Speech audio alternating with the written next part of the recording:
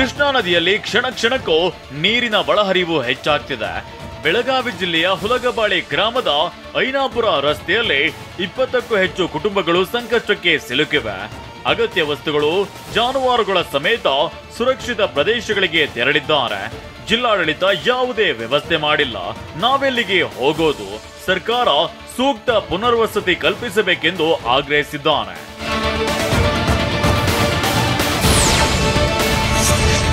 ಕೃಷ್ಣಾ ಜಲಾನಯನ ಪ್ರದೇಶದಲ್ಲಿ ಧಾರಾಕಾರ ಮಳೆ ಆಗ್ತಿದೆ.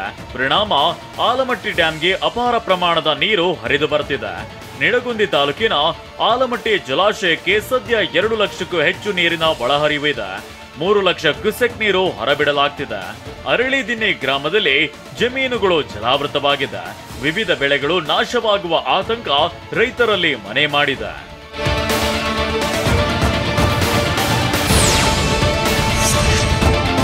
ಘಟಪ್ರಭಾ ನದಿಯ ಪ್ರವಾಹದಿಂದಾಗಿ ಬೆಳಗಾವಿ ಜಿಲ್ಲೆಯ ಗೋಕಾಕ ತಾಲೂಕಿನಲ್ಲಿರುವ ಲೋಳಸೂರ ಸೇತುವೆ ಜಲಾವೃತಗೊಂಡಿದೆ.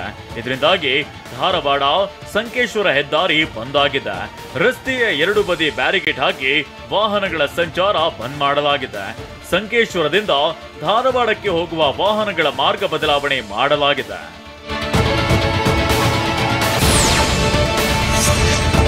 ಬೆಳಗಾವಿ ಜಿಲ್ಲೆಯ ಕೃಷ್ಣಾ ನದಿ ಪಾತ್ರದಲ್ಲಿರುವ ಚಿಕ್ಕೋಡಿ ತಾಲೂಕಿನ ಮಾಳಗಿ ಹೊಸ್ತಿಯಲ್ಲೂ ಪ್ರವಾಹ ಸ್ಥಿತಿ ಮನೆ ಮಾಡಿದೆ. ಗ್ರಾಮದ 60 ಮನೆಗಳಿಗೆ ನೀರು ಆವರಿಸಿದೆ.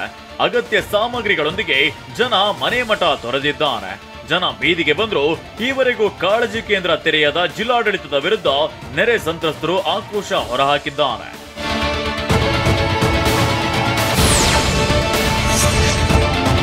ಬೆಳಗಾವಿ ಜಿಲ್ಲೆಯ ನಿಪ್ಪಾಣಿ ತಾಲೂಕಿನ ಹುಣ್ಣರಗಿ ಗ್ರಾಮದಲ್ಲಿ ವೇದಗಂಗಾ ನದಿಯಿಂದ ಪ್ರವಾಹ ಉಂಟಾಗಿದೆ.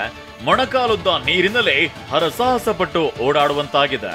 ಕೆಲವರು ಗಂಟು ಮೂಟೆ ಕಟ್ಟಿಕೊಂಡು ಜಾನುವಾರುಗಳ ಸಮೇತ ಕಾಳಜಿ ಕೇಂದ್ರಗಳಿಗೆ ಶಿಫ್ಟ್ ಆಗಿದ್ದಾರೆ.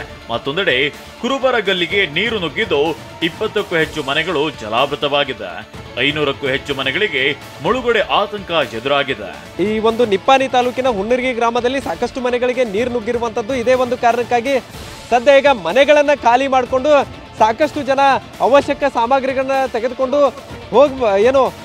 ಸುರಕ್ಷಿತ ಸ್ಥಳಗಳಿಗೆ ಹೋಗ್ತಾ ಇರುವಂತದ್ದನ್ನು ಕೂಡ ಗಮನಿಸಬಹುದಾಗಿದೆ. ಸಾಕಷ್ಟು ಸಂಖ್ಯೆಯಲ್ಲಿ ಇಲ್ಲಿ ಜನರು ನೋಡಬಹುದಾಗಿದೆ ಯಾವ ರೀತಿಯಾದಂತಹ ಪರಿಸ್ಥಿತಿ ಇದೆ, ಯಾವ ರೀತಿಯಾದಂತಹ ಪರಿಸ್ಥಿತಿ ಎದುರಿಸ್ತಾ ಇದ್ದಾರೆ ಅಂತ. ಸದ್ಯ ಈಗ ಮಕ್ಕಳನ್ನು ಕೂಡ ಕರೆದುಕೊಂಡು ಸಾಮಗ್ರಿಗಳ ಸಮೇತ ಈಗ ಹೊರಗೆ ಬರ್ತಾ ಇರುವಂತದ್ದನ್ನು ಕೂಡ ಗಮನಿಸಬಹುದಾಗಿದೆ. ಸಾಕಷ್ಟು ಸಂಖ್ಯೆಯಲ್ಲಿ ಈಗಾಗಲೇ ಜನ ಬೇರೆ ಕಡೆ ಸುರಕ್ಷಿತ ಸ್ಥಳಗಳಿಗೆ ಶಿಫ್ಟ್ ಆಗ್ತಾ ಇರುವಂತದ್ದು.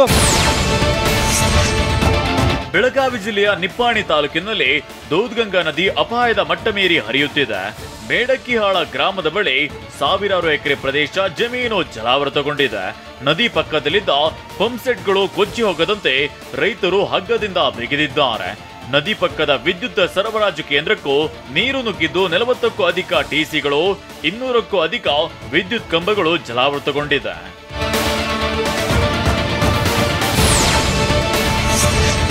ಕೃಷ್ಣಾ, ಘಟಪ್ರಭಾ, ಮಲಪ್ರಭಾ ನದಿಗಳು ತುಂಬಿ ಹರಿಯುತ್ತಿದೆ.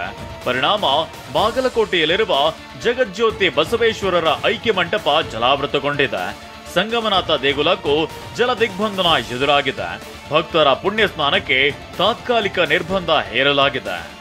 ಈ ಒಂದು ಮಳೆ ಹಿನ್ನೆಲೆಯಲ್ಲಿ ಎಲ್ಲೋ ಒಂದು ಕಡೆ ಪ್ರವಾಹದ ಆತಂಕ ಹಿನ್ನೆಲೆಯಲ್ಲಿ ಭಕ್ತರ ಸಂಖ್ಯೆನೂ ಕೂಡ ಸ್ವಲ್ಪ ಮಟ್ಟಿಗೆ ಕಡಿಮೆ ಆಗಿದೆ ಅಂತಾನೆ ಹೇಳ್ಬಹುದು. ಇನ್ನೇನು ಇಲ್ಲಿ ಈ ಒಂದು ಭಾಗದಲ್ಲಿ ನಾವು ತೋರಿಸ್ತಾ ಇದೀವಿ. ಅಂದರೆ ಏನು ಸಂಗಮನಾಥನ ದೇಗುಲದ ಪಕ್ಕದಲ್ಲಿರುವಂತಹ ಮೆಟ್ಟಿಲುಗಳಿದೆ. ಈ ಒಂದು ಸ್ಥಳದಲ್ಲಿ ಬಂದು ಸಾಕಷ್ಟು ಸಂಖ್ಯೆಯಲ್ಲಿ ಬಂದಂಥ ಭಕ್ತರು ಪುಣ್ಯ ಸ್ನಾನವನ್ನು ಮಾಡಿ ಒಂದು ಕಡೆ ಸಂಗಮನಾಥ ದೇಗುಲದ ದರ್ಶನ, ಅದರ ಜೊತೆಗೆ ಐಕ್ಯ ಮಂಟಪದ ದರ್ಶನ ಪಡಿತಾರೆ. ಆದರೆ ಈಗ ಯಾವುದೇ ರೀತಿ ಒಂದು ಹೆಚ್ಚಿನ ನೀರಿನ ಪ್ರಮಾಣ ಇರೋದ್ರಿಂದ ಭಕ್ತರನ್ನ ಒಳಗಡೆ ಹೋಗಲಿಕ್ಕೆ ಬಿಡದಂತೆ ಎಚ್ಚರದಿಂದ ಇರಲು ಮತ್ತು ಜಾಗೃತಿಯಿಂದ ಇರಲು ಏನು ದೇವಸ್ಥಾನದ ಆಡಳಿತ ಮಂಡಳಿ ಸೂಚನೆ ನೀಡಿದೆ. ನಿರಂತರ ಮಳೆಯಿಂದಾಗಿ ಬೆಳಗಾವಿ ಜಿಲ್ಲೆಯ ಗೋಕಾಕ ತಾಲೂಕಿನಲ್ಲಿರುವ ಗೋಕಾಕ ಜಲಪಾತ ಮೈದುಂಬಿ ಹರಿಯುತ್ತಿದೆ.